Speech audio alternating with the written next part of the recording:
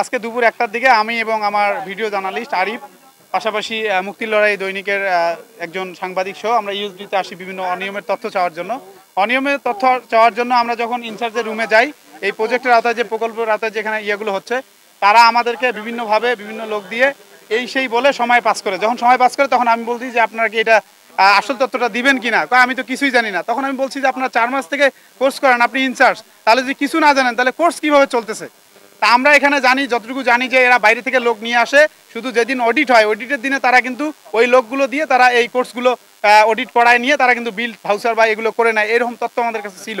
তারা আমাদেরকে সে তথ্য না দিয়ে পাটগ্রামে তাদের একজন ট্রেনার আছে, সম্ভবত সে ওয়েল্ডিংয়ের বা ইলেকট্রিক্যালের ট্রেনার, তারা দুইজন আমার ভিডিও জার্নালিস্টকে ধাক্কাইতে ভিতর থেকে বাইরে বের করে এবং বাইরে এসে ভিতরেই বলে যে রশিয়ানি এদেরকে বাঁধো, এরা চাঁদাবাজি করতে আসছে।